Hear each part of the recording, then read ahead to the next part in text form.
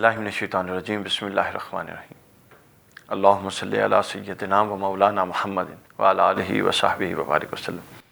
السلام علیکم خواتین و حضرات، اے بی انٹرٹینمنٹ کے بچوں کے تربیت اصلاحی پروگرام تعلیم القرآن کے ساتھ میں ہوں علی وقار قادری اور میرے ساتھ ہماری ٹیم پیارے پیارے بچے موجود ہیں۔ آپ کے علمیہ کے پروگرام کے پہلے حصے میں ہم قرآن مجید کے کچھ آیات بینات کی تلاوت کرتے ہیں، پھر بچوں کی سطح کے ان کے فقہی مسائل، اعتقادی چیزیں، اصلاحی چیزیں بچوں کے سامنے رکھی جاتی ہیں، اور دوسرے حصے میں ہم کسی بھی معاشرتی اصلاح اور اخلاقی اصلاح کے موضوع پر بات کرتے ہیں۔ تو پہلے حصے میں ہم سورہ عبسہ کی تلاوت کر رہے تھے اور سورہ عبسہ کے معنی اور مفاہیم پر بات کر رہے تھے، اور ہم پچھلے پروگرام میں ہم نے 20 آیات سورہ عبسہ کی تلاوت کی تھی، لیکن جو ہم مفہوم بیان کر سکے، جس کو زیر بحث لا سکے اختصار کے ساتھ، وہ 17 آیات تھیں۔ تو ابھی ہم آیت نمبر 18 سے آگے شروع کریں گے۔ آیت نمبر 18 سے آیت نمبر 22 تک انشاءاللہ آج کے پروگرام میں ہم پڑھیں گے۔ اللہ تعالیٰ نے فرمایا اعوذ باللہ من الشیطان الرجیم من ای شیء خلقہ من نطفۃ فقدرہ ثم السبیل یسرہ ثم اماتہ فاقبرہ ثم اذا شاء انشرہ۔ یہ خواتین و حضرات اور پیارے بچوں 18 سے 22 تک آیات ہیں۔ پہلے ہم ان کا عرفان القرآن سے ترجمہ پڑھتے ہیں، اس کے بعد ہم پھر اس کی تشریح پر آئیں گے۔ من ای شیء خلق، اللہ نے اسے کس چیز سے پیدا فرمایا۔ دیکھیے موضوع چل رہا تھا حضرت ابن ام مکتوم کی بات، پورا واقعہ۔ اس واقعے کے بعد اللہ تعالیٰ نے جو قرآن مجید ہے، جو آیات بینات اور الہامی کتب ہیں، ان کی عظمت اور بزرگی پر بات کی، اور اس کے بعد ایک آیت میں عتبہ بن ابی لہب کے پر اللہ تعالیٰ نے فرمایا کہ یہ کتنا بدبخت شخص ہے اور ناشکرہ آدمی ہے، اور اس کے ذریعے یہ پوری انسانیت، چونکہ قرآن کی آیت ہے اور وہ پورے انسانیت کے لیے قرآن، سب کو بتایا جو ناشکرے ہیں، جو قرآن کی آیات کا انکار کرتے ہیں، یا پھر ہمارے لیے تنبیہ ہے کہ جو قرآن مجید کی آیات کو مانتے ہیں، ان کی تکریم کرتے ہیں، لیکن عمل کرنے میں غفلت کرتے ہیں۔ یہ موضوع بیان کر کے اب انسان کا لائف سائیکل بیان ہو رہا ہے۔ یہ 4 آیتیں ہیں اور 5 آیتیں ہیں، اور ان 5 آیتوں میں 4 مراحل، انسانی حیات کے 4 مراحل بیان کیے گئے ہیں اختصار کے ساتھ۔ پہلی آیت میں اللہ تعالیٰ نے فرمایا من ای شیء خلقہ، اے انسان اللہ نے اس سے کس چیز سے پیدا فرمایا۔ من نطفۃ فخلقہ فقدرہ، ایک نطفہ سے، ایک قطرہ سے، ایک ناپاک قطرے سے، پھر ساتھ ہی اس کا خواص یعنی جنس کے لحاظ سے تعین فرما دیا۔ پھر آگے فرمایا ثم السبیل یسرہ، پھر تشکیل، ارتقاء اور تکمیل کے بعد بطن مادر سے نکلنے کی راہ اس کے لیے آسان فرما دی۔ آگے فرمایا ثم اماتہ فاقبرہ، پھر اسے موت دی، پھر اسے قبر میں دفن کر دیا۔ ثم اذا شاء انشرہ، پھر جب وہ چاہے گا، اللہ جب چاہے گا اسے دوبارہ زندہ کر کے کھڑا کر دے گا۔ ان آیات میں پورا لائف سائیکل اس کے 4 حصوں کا بیان ہوا 5 آیات میں۔ پہلی 2 آیات میں ایک پہلا مرحلہ، اور آگے پھر ہر آیت میں ایک مرحلہ۔ پہلی 2 آیات میں جس مرحلے کا بیان ہوا ہے وہ مرحلہ پیدائش ہے، مرحلہ تخلیق ہے، کہ اللہ تعالیٰ نے انسان کو یاد دلایا کہ انسان تو اپنی حقیقت کو نہ بھول، تو یہ دیکھ کہ اللہ نے تجھے کس ایک حقیر چیز سے اور چھوٹی چیز سے تجھے پیدا فرمایا۔ وہ اتنا قادر ہے، وہ اتنا مطلق ہے، قادر مطلق ہے، چونکہ اس پوری صورت اور اس تسلسل میں جتنی صورتیں ہیں پیارے بچوں اور خواتین و حضرات، ان کا مقصد کیا ہے؟ ایمان بالآخرت کا اثبات، تاکہ ہم آخرت کو مانیں، ہم خود کو اللہ کی بارگاہ میں جواب دہ تصور کریں۔ یہ ہمیں سمجھایا جا رہا ہے۔ اب اس بات سے سیدھا استدلال اور سیدھا جو ہمیں سمجھایا وہ یہ سمجھایا جا رہا ہے کہ اگر پانی کے ایک ناپاک قطرے سے اللہ تمہیں پیدا کر سکتا ہے اور وہ اس پر قادر ہے، تو کیا وہ تمہیں دوبارہ زندہ کھڑا کر کے دوبارہ حساب لینے پر قادر نہیں ہے؟ قیامت برپا کرنے پر قادر نہیں ہے؟ یہ سیدھی سی بات ہے، اس کا انکار عقل کر ہی نہیں سکتی، کہ جب عقل کے سامنے روز مشاہدہ ہوتا ہے کہ ایک ناپاک قطرے سے، ایک حقیر چیز سے ایک انسان تخلیق ہو رہا ہے، اور وہ رب قادر کی قدرت سے ہو رہا ہے، تو وہ دوبارہ کیوں نہیں اس کو پیدا کر سکتا؟ یہ پہلا مرحلہ تھا کہ بتایا کہ تجھے پیدا کیا اللہ نے، یہ اللہ کی قدرت ہے تیری پیدائش۔ دوسرا مرحلہ حیات کا، ولادت اور حیات کا مرحلہ ہے۔ ثم السبیل یسرہ، کہ پھر اس نے تجھے اس دنیا میں آنے کے لیے تیری راہ آسان کر دی، تجھ کو تیرے لیے آسانی پیدا کر دی تاکہ اس دنیا میں تو آ سکے، اور اس دنیا میں آنے کے بعد اللہ نے تیرے لیے حیات پیدا کی، زندگی دی تجھے، تجھے وسائل دیے، تجھے عقل دی، تجھے شعور دیا، پھر تجھے کتاب ہدایت آئی، پھر تیرے پاس نبیوں کا پیغام آیا، یہ سب کچھ تجھے اس دنیا میں پہنچا۔ کیوں پہنچا؟ تاکہ تو عقل کو استعمال کرے، شعور کو استعمال کرے اور ہدایت پر آئے۔ یہ دوسرا مرحلہ بیان ہوا حیات کا، پہلا پیدائش کا، دوسرا حیات کا، تیسرا فرما دیا ثم اماتہ، پھر ہم نے موت دے دی، یعنی پیدائش، اس کے بعد پوری حیات، لائف سائیکل، اور اس کے بعد موت دے دی۔ یعنی یہ پورے یونیورسل ٹروتھ ہیں جو بیان ہو رہے ہیں، اور ہم ہر روز اس کا تجربہ کرتے ہیں اپنے معاشرے میں، لیکن اصل چیز یہ ہے کہ ہم اس کو اپنے دل اور دماغ میں بٹھانے پر تیار نہیں ہیں، کیونکہ اگر ہم اس پوری چیزوں کو جو قرآن میں بیان اپنے دل و دماغ میں بٹھا لیں تو ہماری زندگی کا انداز ہی بدل جائے۔ آگے فرمایا ثم اماتہ، پھر اس کو مار دیا جائے گا، وفات ہوگی، موت ہو جائے گی۔ اور موت کے بعد چوتھا مرحلہ بیان کیا کہ جب موت ہوگی اور قبر میں چلا جائے گا، پھر جب اللہ چاہے گا پھر دوبارہ قبر سے نکال کر میدان محشر میں کھڑا کر دے گا، اور تو جواب دہ ہوگا جو کچھ تو دوسرے مرحلے میں یعنی حیات میں کرتا رہا۔ یہ 4 مرحلے ہیں خواتین و حضرات اور پیارے بچوں، اس میں سمجھنے کے، اور یہ پورے اختصار کے ساتھ پوری کی پوری زندگی قرآن نے ان 4 آیتوں 5 آیتوں میں بیان کر دی۔ اس کی اگر ہم تفصیل میں جائیں تو اس میں جو چیز ہے کہ اللہ نے آسان فرما دیا، اس میں یہ ہے کہ اللہ نے انسان کو دونوں رستے دکھا دیے، پوری شعور ہدایت دے دی، خیر اور شر کا اس کے لیے آسانی فرما دی کہ وہ چاہے تو حق کی طرف جائے، چاہے تو باطل کی طرف جائے، کیونکہ جب وہ اپنے اختیار سے حق کی طرف جائے گا تب ہی وہ اجر کا مستحق ہوگا، تب بھی وہ جنت کا مستحق ہوگا، اور شر اس کو سمجھا کے، اس کو پورا شعور دے کے، اس کے باطن میں بھی، اور جو کتاب ہدایت نازل ہوئیں اس کے ذریعے بھی شعور دے کے بتا دیا، اور پھر حق اور باطل دونوں کے نتائج سے آگاہ کر کے اس کو چھوڑ دیا کہ اب ہم نے تیرے لیے بندے آسانی کر دی ہے، وَهَدَيْنَاهُ النَّجْدَيْنِ، ہم نے تجھے دونوں رستے دکھا دیے ہیں خیر و شر کے، اب تیری مرضی تو اس میں سے جس کو اپنا۔ دونوں چیزیں اس کے سامنے کھول کے رکھ دیں۔ اس کے بعد آگے بتا دیا کہ پھر اس کو یکلخت موت بتا دی۔ تیسرا مرحلہ آپ دیکھیے قرآن کے آیات میں کیسی خوبصورت ربط ہے کہ ثم السبیل یسرا، پھر آگے فرمایا ثم اماتہ، پھر اس کو مار دیا۔ کوئی تعین نہیں کیا کتنا عرصہ اس کو حیات دی، وہ کتنا عرصہ اس زندگی میں رہے گا اور اس کو کب مارا جائے گا، کوئی اس کا تعین نہیں ہے، کسی کے پاس تعین نہیں ہے زندگی کتنی ہے، کوئی لکھوا کے نہیں لے آیا، کسی کو پتہ نہیں ہے کہ وہ کب تک رہے گا۔ جب یہ بے یقینی کا یہ عالم ہے، اس بے یقینی کے باوجود ہم اپنی اصلاح میں اگر تاخیر کریں اور ہم توبہ کرنے میں اگر تاخیر کریں تو یہ تو بڑی عجیب بات ہو جائے گی۔ یعنی پتہ ہی نہیں ہے کہ ہم کیا کر کے، ہم کب تک اس دنیا میں ہیں، ہم نے کب قبر میں جانا ہے، اور پھر کب ہمیں دوبارہ اٹھا دیا جائے گا، جی حساب کتاب نہیں، آپ کیا کر کے آئے ہیں۔ یہ سب کچھ کسی بھی وقت واقع ہو سکتا ہے، لیکن ہم اس کے لیے اپنے آپ کو تیار کرنے کے لیے، اپنے آپ کو اس کی تیاری کے لیے ہم اپنے آپ کو آمادہ ہی نہیں کر رہے۔ یہ وہ ایک غفلت ہے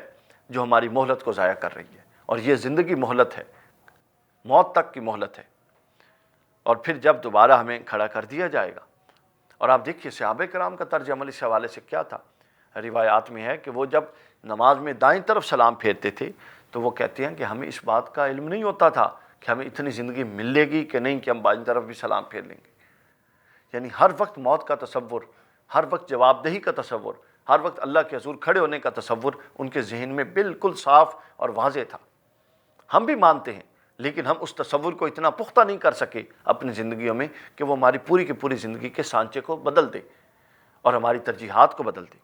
اور آگے فرمایا کہ پھر جب موت کے بعد تجھے کھڑا کیا جائے گا تو اے انسان، پھر تجھے جواب دینا ہوگا کہ تو اس دنیا میں اور اس حیات میں کیا کرتا رہا۔ اور روایات میں ہے اور قرآن مجید کے اندر ہے وَمَن يَعْمَلْ مِثْقَالَ ذَرَّةٍ خَيْرٌ يَرَهُ وَمَن يَعْمَلْ مِثْقَالَ ذَرَّةٍ شَرٌّ يَرَهُ، کہ اگر خیر کی رائے کی ہوگی تو وہ خیر بھی سامنے آ جائے گا، اور اگر شر رائے برابر شر کی ہوگا تو وہ بھی سامنے آ جائے گا۔ اللہ تعالیٰ سے دعا ہے کہ ہمیں اپنی اصلاح کرنے کی توفیق عطا فرمائے، اور قرآن مجید کی ان آیات بینات پر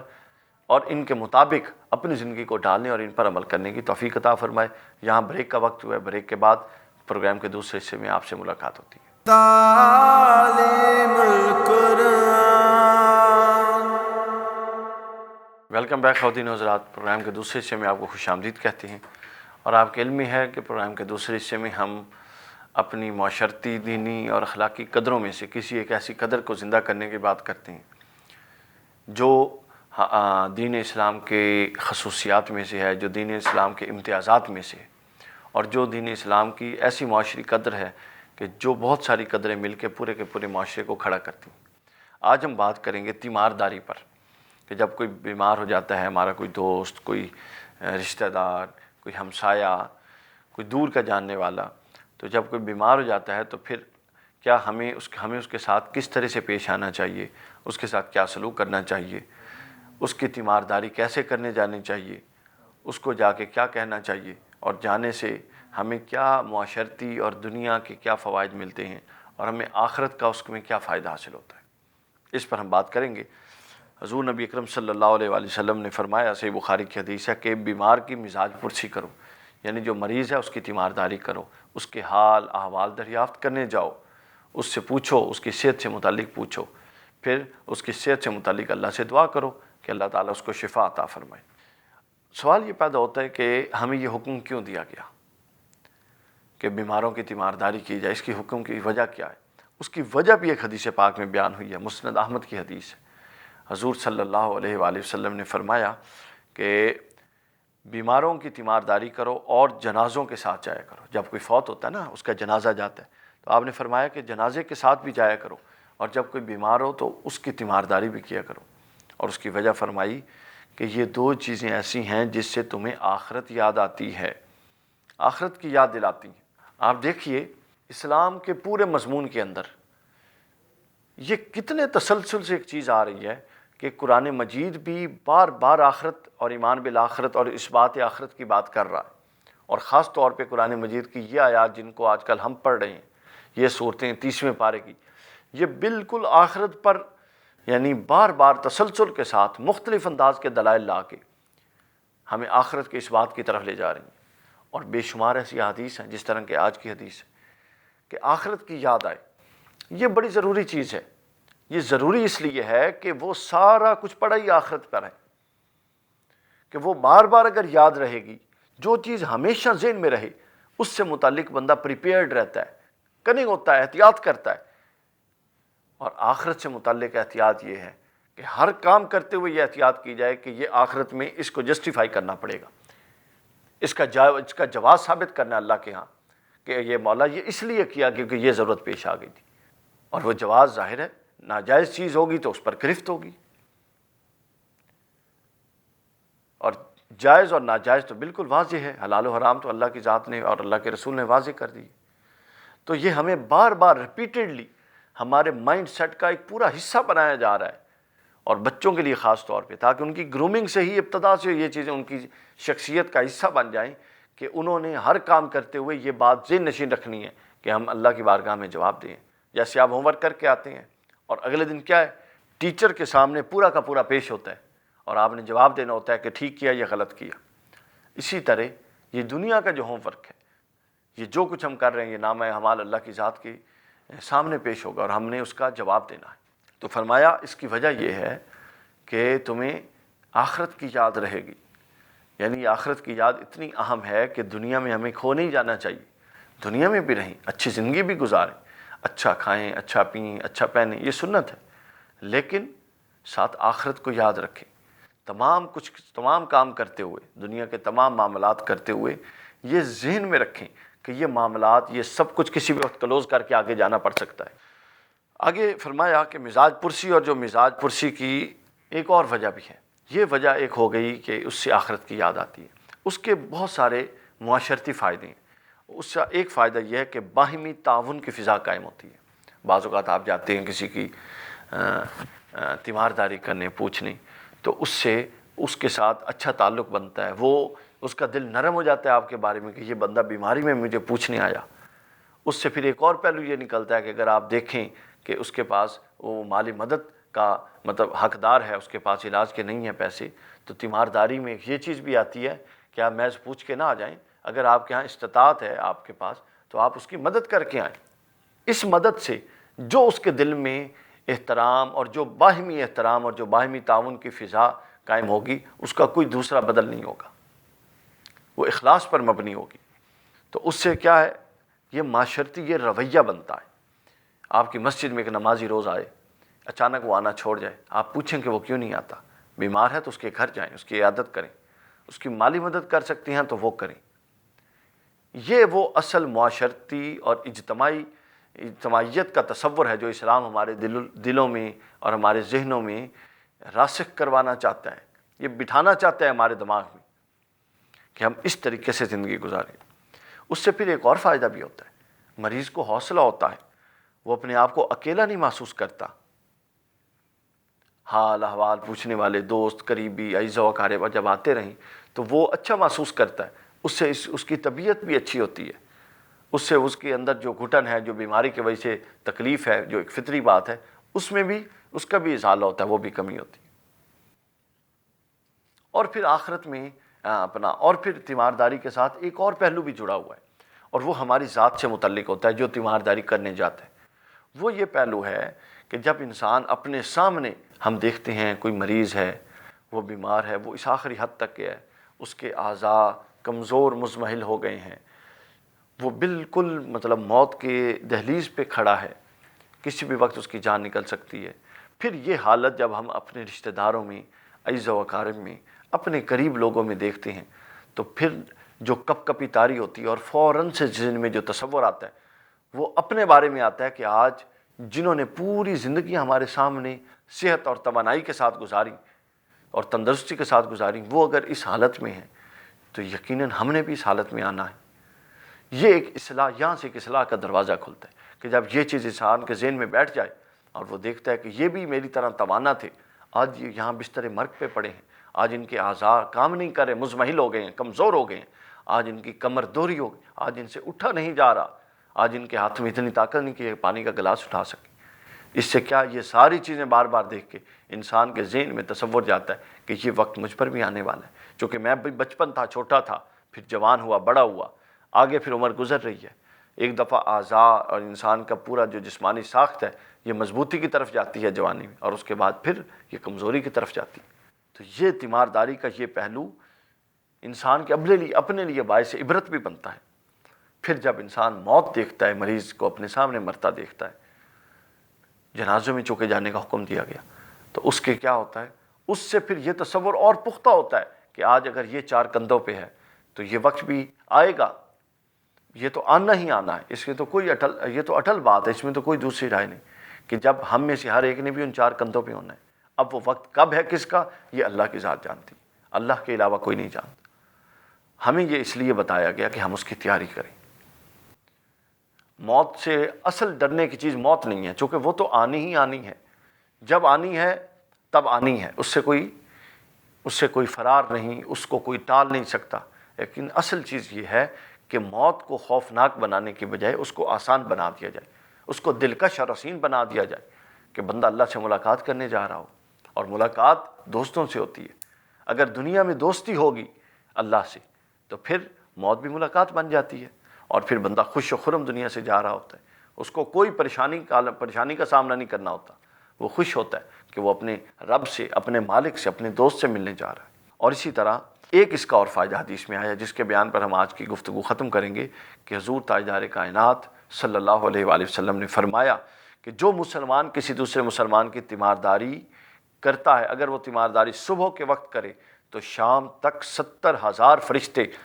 اس کے لیے رحمت اور مغفرت کی دعا کرتے ہیں، اور اگر شام کو کرے تو صبح تک 70,000 فرشتے اس کے لیے رحمت اور مغفرت کی دعا کرتے رہتے ہیں۔ کتنا اجر ہے ایک دفعہ تیمارداری کا کہ 70,000 ملائکہ ہمارے لیے مغفرت کی اور رحمت کی دعا کرتے ہیں۔ جامع ترمذی میں یہ حدیث ہے۔ تو اللہ تعالیٰ سے دعا ہے کہ ہمیں اسلام کے ان تمام جو قدریں ہیں اسلام کی اور یہ جو ستون ہیں، ان کے مطابق اپنی زندگی گزارنے اور خود کو ان کے مطابق ڈھالنے کی توفیق عطا فرمائے۔ یہاں پروگرام کا وقت ختم ہوا ہے، کل انشاءاللہ نئے موضوع کے ساتھ آپ کے ساتھ ملاقات ہوگی۔ السلام علیکم ورحمۃ اللہ۔